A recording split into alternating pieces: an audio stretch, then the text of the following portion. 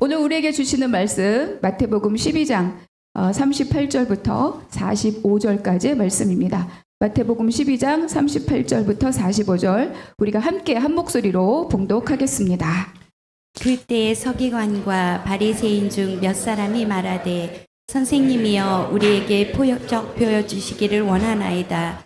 예수께서 대답하여 이르시되 악하고 음란한 세대가 표적을 구하나 선지자 요나의 표적밖에는 보일 표적이 없느니라.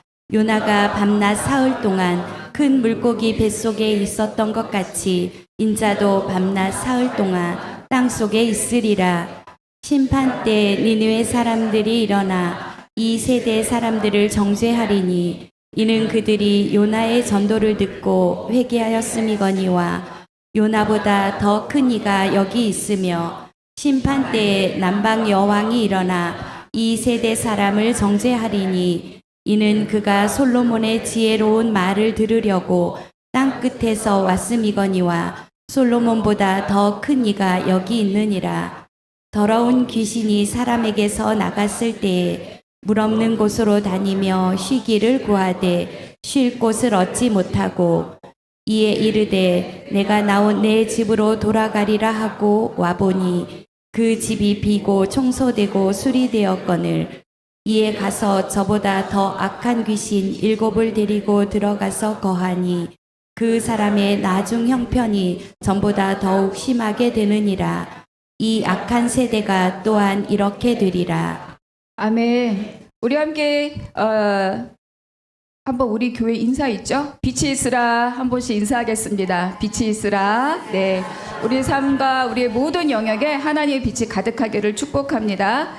네, 마태복음 12장 오늘은 이제 마무리하려고 합니다. 우리가 45절까지 읽었지만 사실은 이제 50절까지 전체를 마무리할 계획으로 말씀을 준비했습니다.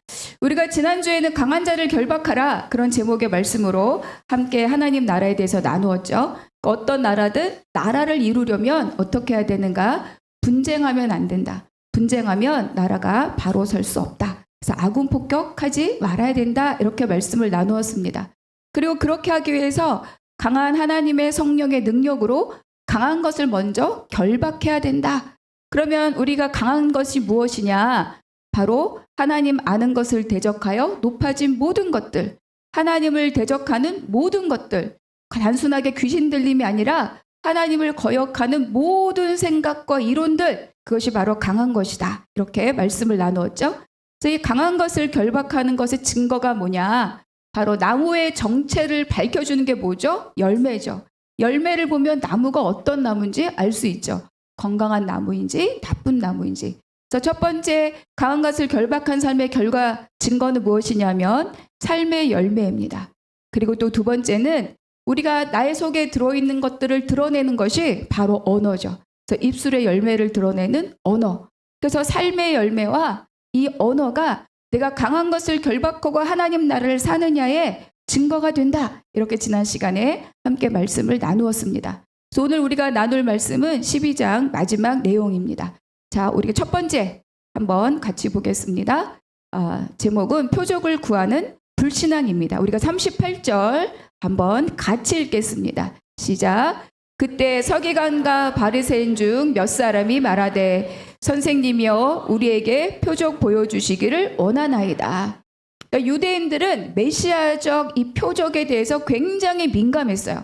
그러니까 유대인들의 표적을 구하는 것 자체는 사실은 크게 문제가 안 돼요. 왜냐하면 메시아가 올 때 여러 가지 표적이 있을 것이라고 이미 배웠기 때문에 이 메시아적 표적에 대한 관심은 굉장히 많았습니다. 그 메시아를 기다린다라고 하는 것은 로마의 지배에서 벗어나 우리가 자유할 수 있다는 희망과 연결되어 있기 때문에 이 유대인들에게 있어서 표적은 굉장히 중요한 표지가 되었죠.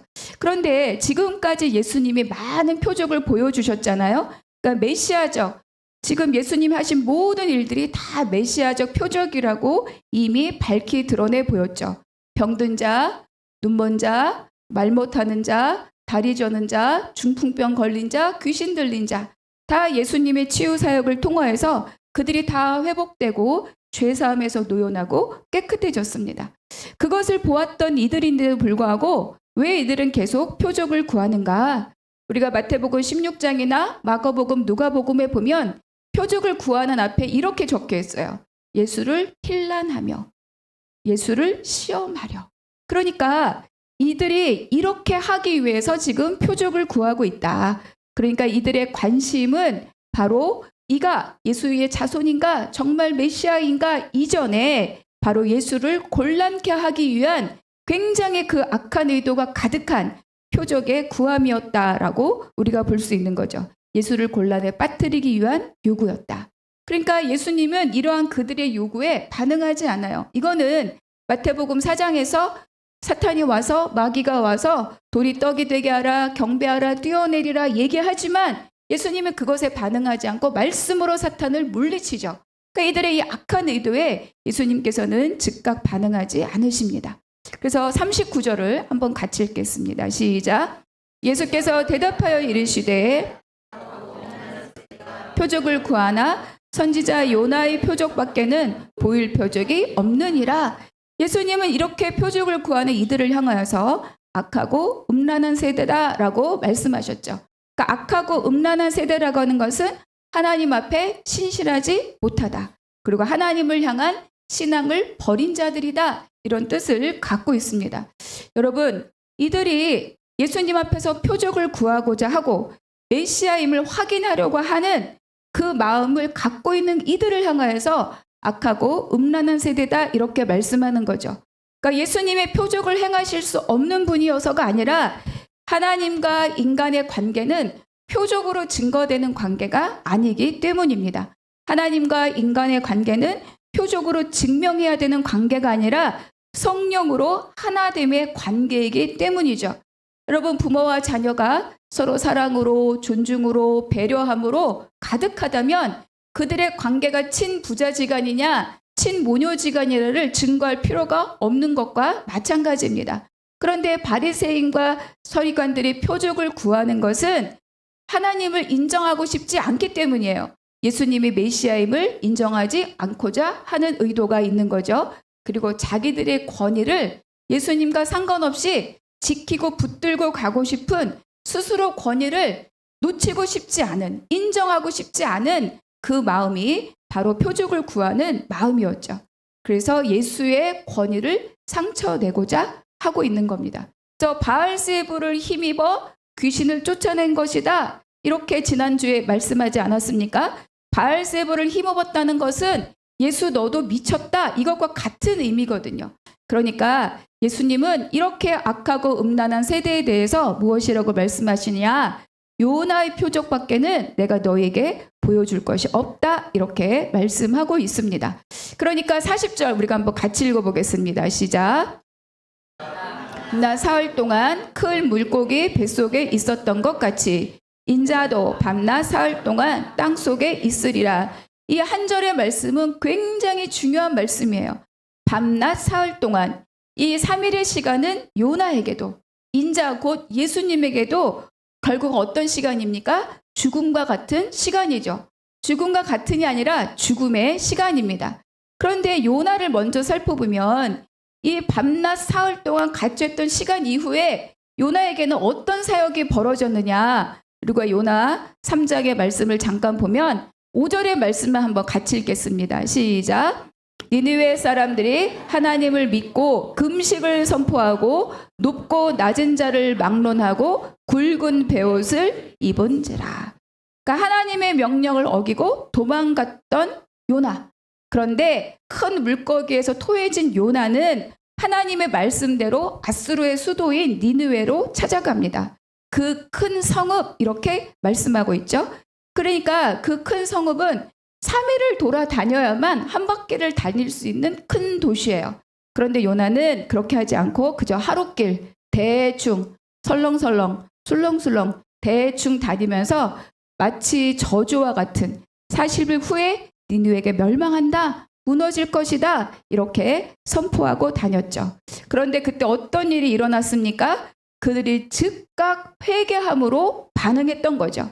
앞에 읽었던 말씀에 뒤따라 가보면 이어지는 말씀을 보면 사람이나 짐승이나 소떼나 양떼나 모두 베옷을 입고 그들의 강포로부터 떠났다. 그들의 악한 마음으로부터 떠났다. 그들이 모두 베옷을 입었다. 왕이나 대신들이 다 베옷을 입었다. 이렇게 기록하고 있습니다.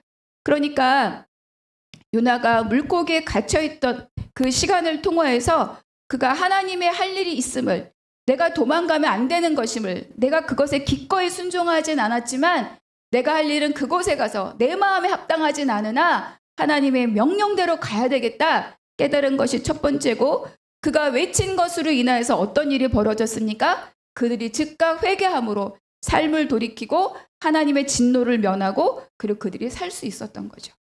그러니까 3일을 갇혔던 요나의 외침으로 인하여서 니느웨는 심판에서 구원을 얻었습니다. 그러면 예수의 밤낮 사흘도 마찬가지인 거죠. 예수님이 죽음에 갇히셨다가 살아나심으로 인하여서 우리에게 구원과 영생이 주어졌습니다.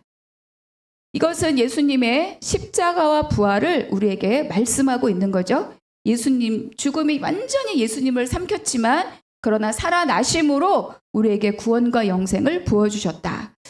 자, 에베소서 1장 20절에서 이렇게 기록하고 있습니다. 같이 읽겠습니다. 시작. 그의 능력이 그리스도 안에서 역사하사 죽은 자들 가운데서 다시 살리시고 하늘에서 자기 오른편에 앉히사. 십자가와 부활과 승천을 이야기하고 있는데 그의 능력, 이 그의 능력은 성부 하나님의 능력을 말씀합니다. 그러니까 이 말씀을 지금 하고 계신 거예요. 그런데 이 사람들, 지금 이 말씀을 듣는 바리새인들과 자기 생각으로 꽉 차 있는 이들은 예수님이 말씀하시는 요나의 표적의 의미를 잘 알지는 못하였지만, 그러나 예수님은 요나의 표적을 통하여서 내가 누구인지, 예수님이 누구인지, 예수님의 정체성을 미리 우리에게 계시해 주신 거죠. 이어지는 말씀을 따라 보면 41절과 42절, 41절, 42절 한번 같이 읽겠습니다. 시작. 심판 때에 니느웨 사람들이 일어나 이 세대 사람을 정죄하리니 이는 그들이 요나의 전도를 듣고 회개하였음이거니와 요나보다 더 큰 이가 여기 있으며. 41절만 먼저 읽어볼게요. 그러니까 예수님은 심판 때 이렇게 두 번이나 말씀하셨는데, 심판 때에 니느웨 사람들이 이 악하고 음란한 세대를 정죄할 것이다 이렇게 말씀하시는 거죠. 왜? 그들은 요나의 전도를 듣고 회개하였습니다. 그러니까 이방인들조차도 요나의 전도를 듣고도 그들이 회개하고 돌이켜 왔는데 그들이 유대인을 정죄한대. 왜 그렇습니까? 예수님의 직접 회개를 촉구하고 그분이 하나님 나라를 갖고 오고 동시에 마지막 때에 종말을 갖고 오실 바로 그분이 직접 지금 이야기하고 있는데도 그것을 듣지 않고 있는 이 악하고 음란한 세대를 향해서 예수님이 말씀하고 있는 거죠. 그러니까 요나의 선지자의 전도를 통하여서도 돌이켜 오고 있는데 그거보다 더 큰 구원의 궁극이요, 종말의 궁극이요, 또 심판의 궁극자이신 예수를 통하여서도 그 요나보다 더 큰 이신 궁극적인 구원자이신 그분에게도 그분의 선포를 통해서도 마음을 돌이키지 않는 그들을 향하여서 말씀하고 있는 거죠. 그러니까 중요한 것은 그들 바리새인과 서기관들이 바로 요나보다 더 큰 바로 이 예수 그리스도를 그들이 지금 어떻게 하고 있다? 거절하고 있다. 복음을 거절하고 있다. 복음 안에 들어오고 있지 않다라는 것을 이야기해 주는 겁니다. 42절 앞서서 한 번 더 읽어보겠습니다. 42절 시작. 심판 때에 남방 여왕이 일어나 이 세대 사람을 정죄하리니 이는 그가 솔로몬의 지혜로운 말을 들으려 땅끝에서 왔음이거니와 솔로몬보다 더 큰 이가 여기 있느니라. 그러니까 같은 맥락에서 남방 여인과 솔로몬을 이야기하고 있습니다. 이 남방 여인은 우리가 왕상에 보면 바로 스바 여왕을 말합니다. 왕상 10장 1절의 말씀 한번 같이 읽어보겠습니다. 시작. 스바 여왕이 여호와의 이름으로 말미암은 솔로몬의 명성을 듣고 와서 어려운 문제로 그를 시험하고자 와요. 이 스바 여왕이 솔로몬의 지혜 소문을 들은 거예요. 그래서 그를 시험하고자 많은 또 대신들과 많은 은금 보물을 들고 바로 이 가나안 솔로몬에게 찾아온 거죠. 그런데 그 이어진 말씀을 보면 이가 하나도 대답하지 못하며 없었더라 이렇게 이야기하고 있습니다. 그래서 이 솔로몬의 지혜에 대해서 바로 이 스바 여왕, 남방 여왕이 뭐라고 말을 하느냐, 10장 9절의 말씀 같이 읽어볼까요? 시작. 당신의 하나님 여호와를 송축할지로다. 여호와께서 당신을 기뻐하사 이스라엘 왕위에 올리셨고 여호와께서 영원히 이스라엘을 사랑하심으로 당신을 세워 왕으로 삼아 정의와 공의를 행하게 하셨도다 하고. 그러니까 이 스바 여왕, 아름답기도 하고 교만하기도 하고 권세가 가득한 이 스바 여왕이 솔로몬의 지혜를 통하여서 누구를 바라보게 된 거예요? 여호와 하나님을 바라보게 된 거죠. 여호와 하나님을 송축할지로다. 여호와가 너를 세웠구나. 여호와가 너를 사랑하여 이스라엘의 왕으로 삼았구나. 이 이야기를 하고 있는 겁니다. 그런데 지금 이 종교 지도자들은 어떻습니까? 골로새서 2장에서는 이렇게 이야기합니다. 하나님의 비밀인 예수 안에 지혜와 지식의 모든 지혜가 가득하다. 하나님의 비밀인 예수 안에 모든 지혜와 지식의 보화가 가득하다. 그런데 바로 그분은 어떤 분이냐? 지혜의 왕이라고 일컬어지는 솔로몬보다 어때요? 더 큰 이다. 이렇게 말씀하고 있는 거죠.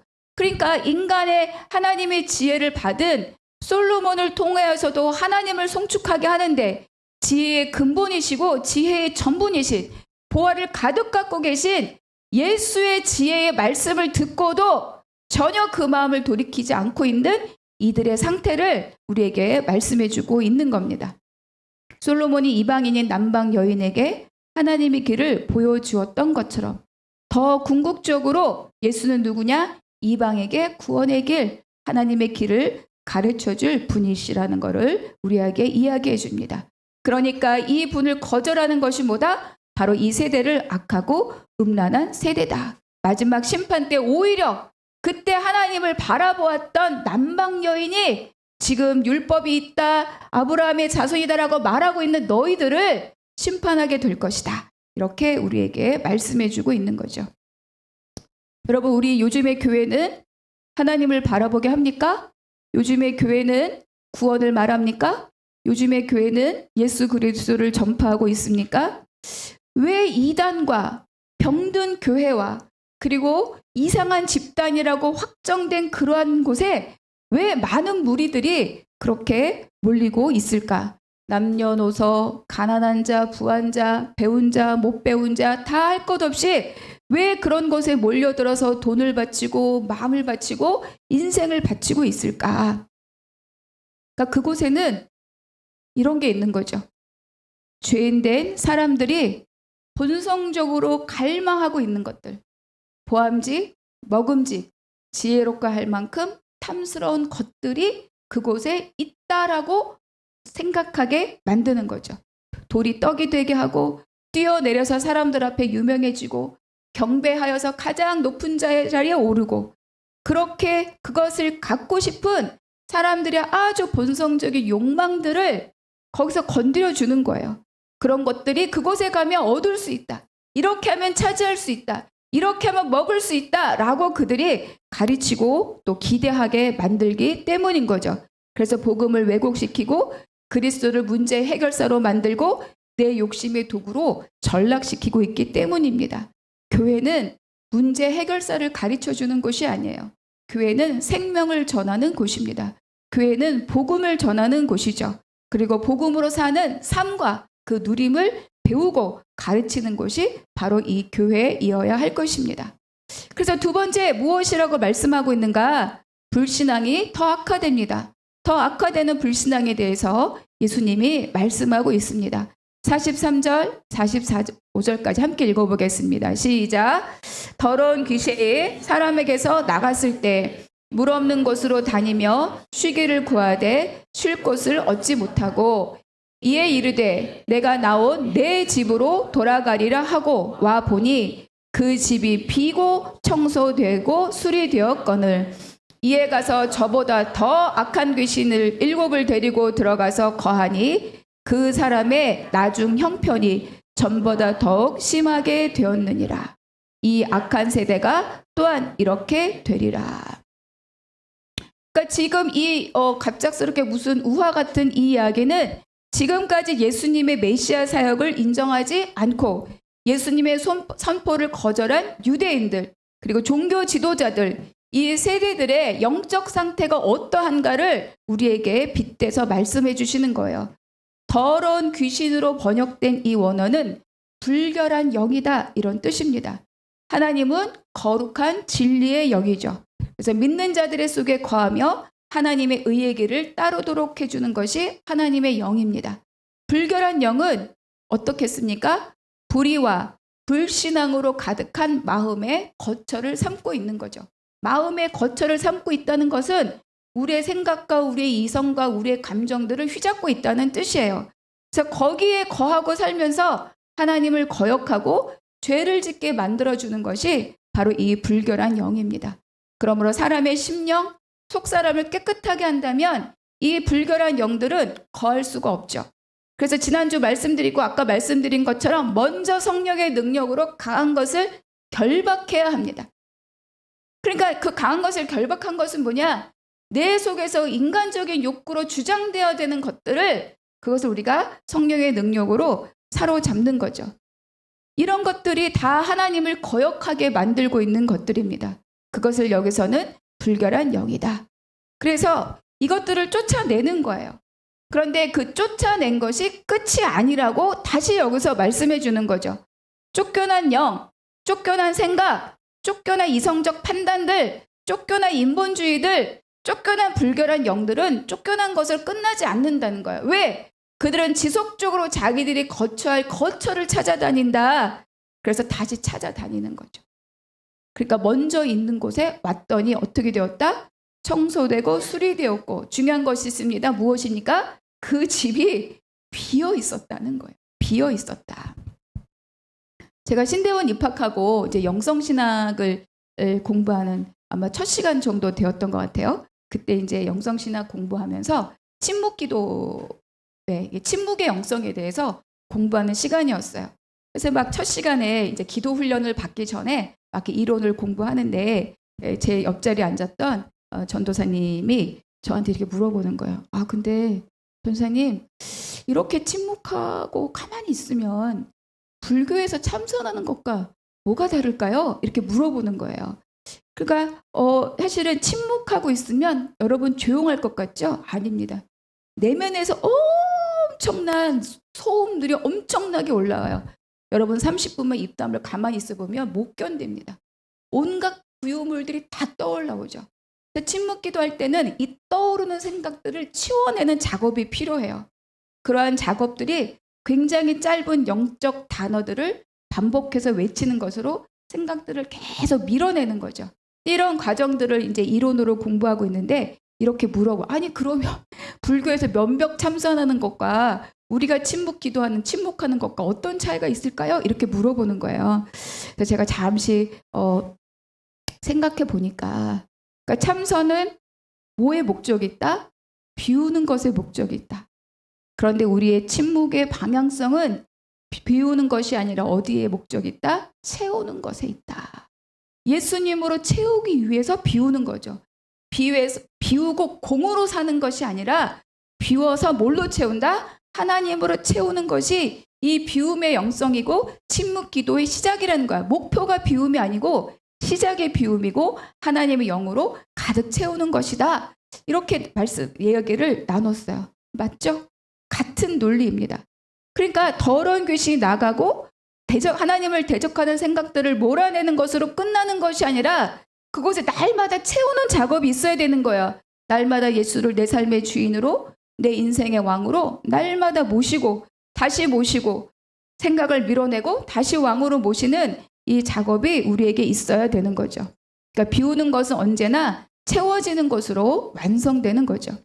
이제 비워 있으니까 이제 7 귀신을 데리고 들어와서 그 집에 더 강하게 자리를 차지하고 거하게 되었으니 그들의 형편이 어떻다? 처음보다 더 어떻다? 나빠졌다. 치우고 채우지 않으면 더 강한 것이, 더 많은 것이 내 생각과 내 삶을 사로잡을 수 있다는 거예요. 그러니까 이 악하고 음란한 세대가 바로 그렇게 되었다라고 말씀해 주는 거죠. 그러니까 표적을 구하는 불신앙들의 마지막 결과를 이렇게 이야기합니다. 내가 눈에 보이는 증거만을 찾다 보면 더 강한 증거가 있지 않으면, 나에게 눈에 보이는 증거가 오지 않으면 예수님이 계시지 않은가, 예수님이 사랑하지 않으시는 거 아닌가, 나와 함께 계시는가를 늘 의심하는 것과 마찬가지라는 거죠. 그래서 우리가 체험에, 어떤 눈에 보이는 증거에 집착하고 사는 것이 이 일곱 귀신이 들려서 더 형편이 나빠지는 삶과 다름이 없다, 이렇게 우리에게 이야기해 주는 겁니다. 예수께서 이미 숱한 기적을 보여주셨고 그들의 생명을 살리시고 회복시켜 주시고, 그래서 그의 메시아적인 사역을 이미 다 드러내 보였음에도 불구하고 그것에 믿음으로 응답하지 않고 바알세불이 들렸다라고 말하고 또 다른 표적을 나에게 증거하라 라고 말하고 있는 그들의 영적인 상태, 그 불신앙의 상태는 하나님으로 채우지 않는 이상 더 악하게 될 것이다 라고 말씀해 주고 있죠. 이 세대 사람들은 요나의 표적, 요나의 경고에 극적으로 믿음으로 반응한, 회개로 반응한 바로 그 느느웨 사람들보다도 오히려 못한 반응이다. 멀리서 솔로몬의 지혜를 듣고 와서 하나님을 찬양한 남방 여왕의 형편보다도 더 나쁜 형편에 처하게 된다. 이렇게 예수님이 말씀해 주고 있는 거죠. 여러분, 조금만 더 생각해 봅시다. 이때는 니느웨가 구원받고 심판을 면했어요. 그러나 그 다음에 보면 어떻게 됩니까? 이 니느웨는 하나님의 심판으로 완전히 멸망당합니다. 그러니까 또 우리에게 가르쳐 주는 것은 뭐냐? 한 번에 몰아내는 것이 중요하지 않다는 거예요.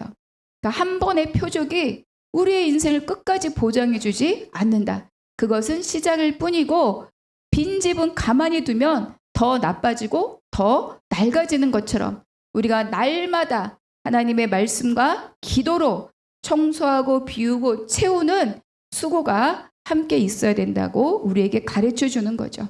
그래서 날마다 자기 십자가를 져야 합니다. 날마다 자기를 부인해야 되는 거죠. 날마다 내 인생을 주께 의탁하는 하루하루가 나를 강건하게 하는 것이지, 한 번의 기막힌 헌신과 한 번의 금식 기도가 우리 인생을 보장해 주지 않는다. 우린 이것을 꼭 기억해야 합니다. 이렇게 말씀하시고 예수님이 또 우리에게 말씀하고 가르쳐 주신 것이 뭐냐? 그렇다면 진정한 가족이 누구냐를 우리에게 이야기해 줍니다. 46절과 47절 우리가 한번 같이 읽겠습니다. 시작. 우리에게 말씀하실 때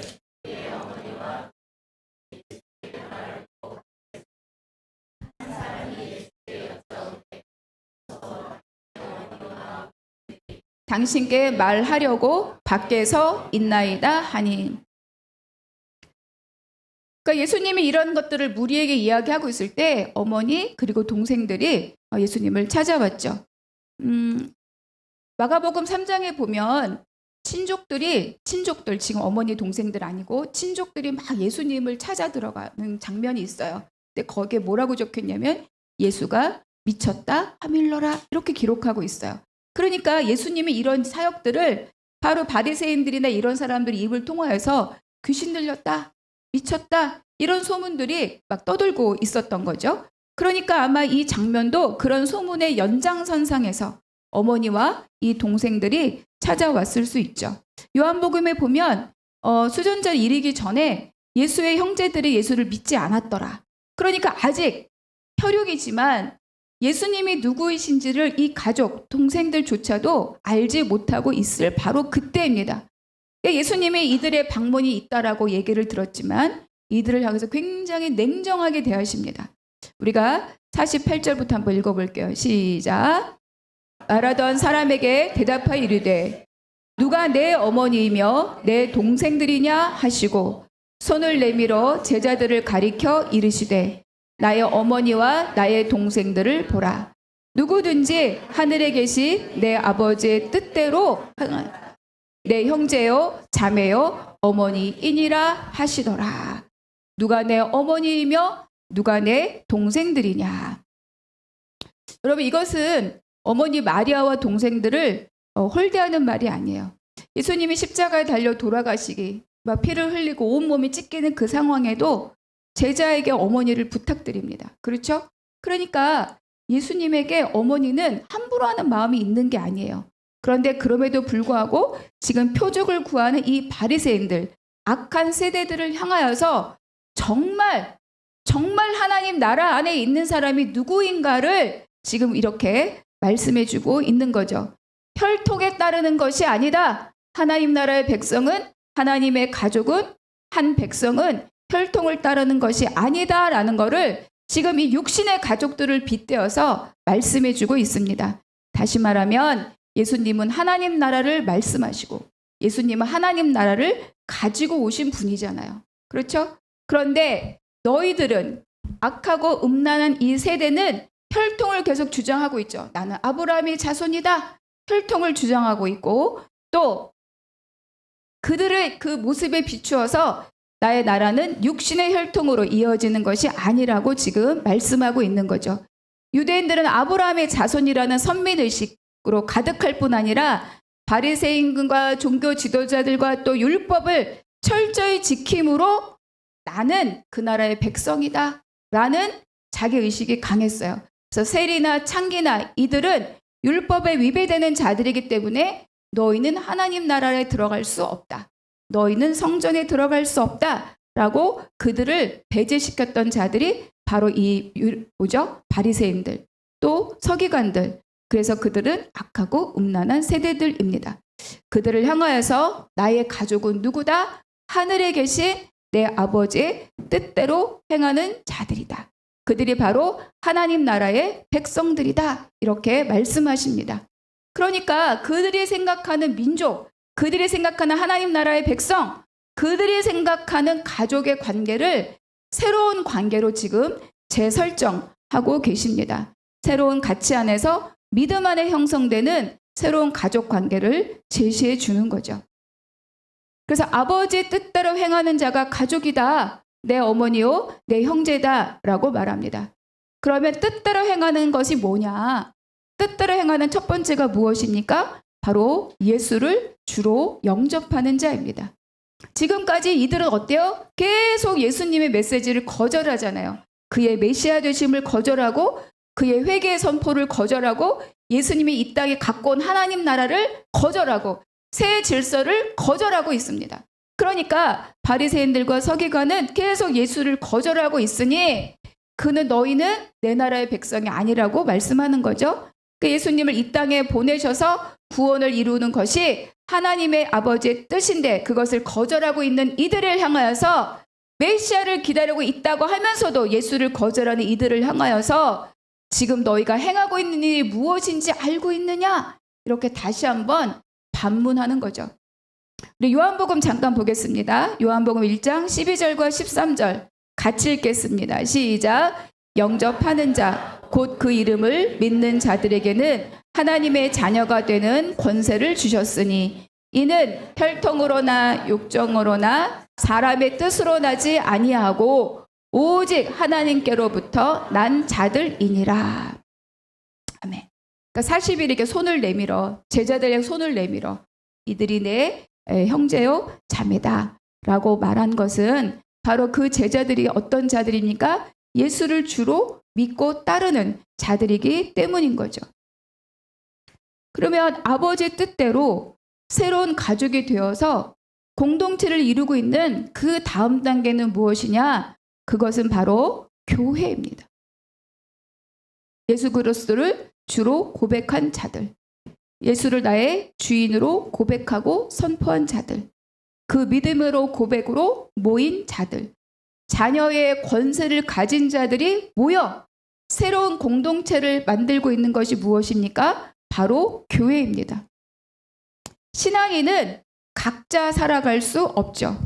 반드시 교회와 함께 살아가야 됩니다. 왜 그렇습니까? 우리가 사도행전 7장에 보면 스데반의 설교가 쫙 이어져요. 세상에 하나님의 구원 역사를 그렇게 잘 알고 있는 집사님이 계시다는 게 놀랍죠. 그러니까 하나님의 역사를 쭉 이야기하면서 광야를 지나는 시간을 뭐라고 얘기하느냐? 그들이 광야 교회에 있었다 이렇게 말합니다. 광야 교회에 있었다. 여러분, 광야는 어떤 곳입니까? 광야는 씻는 곳이에요. 애굽을 씻어내는 곳이 광야입니다. 세례 스피릿을 실천하고 연습하고 훈련받는 곳이 광야예요. 출애굽하면 바로 가나안에 들어갈 수 없어요. 출애굽하면 반드시 어디를 지나게 되죠? 광야를 지나고 그리고 가나안에 가게 됩니다. 여러분, 세상도 마찬가지입니다. 세상에서 예수를 주로 영접하고 자녀되는 권세를 얻고 천국 가지 않아요. 여러분, 우리가 세상에서 살아가야 되는 시간이 있어요. 그렇지 않습니까? 예수를 영접하자마자 천국 가는 사람은 많지 않아요. 예수를 세상에서 영접함으로 세상에서 나온 사람은 천국 들어가기 전에 어디를 반드시 거치게 됩니까? 교회를 거치게 되는 거죠. 예수님이 이 믿음의 고백 위에 교회를 세우시겠다고 말씀하셨으니 세상 다음에는 어디입니까? 교회이고 교회 다음에 천국이라는 것을 우리는 기억해야 됩니다. 교회는 완성될 하나님에 대한 약속, 완성될 하나님 나라에 대한 약속을 우리는 가졌잖아요. 그러나 아직 완성되진 않았어요. 그러나 그 약속을 미리 누리는 곳이 어디다? 그곳이 교회다. 이렇게 우리에게 말씀하고 있는 거죠. 천국과 세상 사이에 뭐가 있습니까? 교회가 있습니다. 애국과 가나안 사이에 광야가 있듯이 세상과 천국 사이에 뭐가 있다? 교회가 있습니다. 그러니까 이 교회는 예수를 주로 고백함으로 자녀된 권세를 가진 자들이 모여 있는 거예요. 그러니까 이것은 또 다른 가족인 거죠. 그런데 여러분, 참된 가족으로 살아가는 일이 쉽습니까? 어렵습니까? 어렵습니다. 왜 어렵습니까? 몸을 만들어 가야 하기 때문입니다. 여러분, 부부가 사랑해서 결혼했다고 거저 복된 가정이 만들어지지 않아요. 우리 권사님들 30년, 40년씩 또 우리 집사님들 10몇 년, 20년씩 가정생활 해보시면 알잖아요. 이 남자, 이 여자를 너무 사랑해서 결혼했으나 거저 단단하고 복된 가정이 만들어지지 않습니다. 시간이 필요하고 헌신이 필요하고 노력이 필요하고 수고가 필요하죠. 누군가 하나라도 죽은 듯이 받아주지 않으면 어렵습니다. 아니면 서로를 향한 희생과 헌신적 사랑이 있어야만 가능한 거죠. 거기에 또 자녀들 낳아 보십시오. 저희 엄마가 저희들 자녀가 넷이었는데 맨날 그래요. 아휴, 다 내 뱃속에 나는 다 아롱이다. 어때요? 다 다르다는 거예요. 성품이 다르고 기질이 다릅니다. 같은 DNA를 타고 나왔지만 각자 발현되는 모양이 다 다르기 때문에 다 각자의 성품과 기질을 갖고 나간다는 거예요. 누구는 이걸 좋아하고 누구는 저걸 좋아하고. 우리 성도님들의 자녀들도 만나보면 누구는 고기를 좋아하고 누구는 과일을 좋아하고 고기를 안 먹고 반대도 있고 다 다르다는 겁니다. 그러니까 우리 사람이 완벽하지 않은 것처럼 완벽한 가족도 우리에게는 없다. 그런데 그러한 가정을 이루어 나가기 위한 아주 기본적인 관계 설정만 우리에게 있다는 거예요. 우리 지난 시간에 하나님의 통치가 어디에? 우리의 마음과 관계 안에 있는 것이 바로 하나님의 통치라고 배웠습니다. 그러니까 이것, 마음과 관계 안에 하나님의 통치가 있다는 것을 훈련하고 배우는 곳이 어디예요? 그것이 바로 교회입니다. 예전에 들었던 말인데, 이렇게 이식 수술 하시는 분들, 장기를 이식하신 분들은 약을 먹을 때 약을 반대로 먹는다 그래요. 반대로 먹는다는 것은 뭐냐? 건강한 사람은 감기가 걸리거나 이렇게 외부에서 병균들, 바이러스가 침입하면 백혈구들이 어때요? 그것을 몰아내는 거잖아요. 그것을 몰아내서 내면 이 몸의 장기들을 보호하는 것이 바로 이 건강한 자들이 백혈구들이 하는 일인데, 그런데 이식을 받은 자들이 먹는 약은 이 백혈구의 기능을 저하시키는 약을 먹는 거래요. 왜냐하면 다른 사람의 장기가 붙었잖아요. 근데 이것을 내 것이 아니라고 계속 몰아내면 이 장기가 여기에 정확하게 안착될 수가 없고 완전하게 몸으로 이루어질 수가 없는 거예요. 그러니까 이들이 먹는 약은 저항력을 낮추는 약을 먹는다는 거죠. 여러분 생각해 보십시오. 우리가 예수를 구주로 받아들이고 그리고 그 믿음의 고백을 갖고 교회 안에 가족으로 모였는데 각각 다 다른 장기가 붙어 있는 거죠. 누구는 여기가 큰 사람, 누구는 저기가 큰 사람, 어떤 사람 여기가 강한 사람, 어떤 사람 여기가 약한 사람.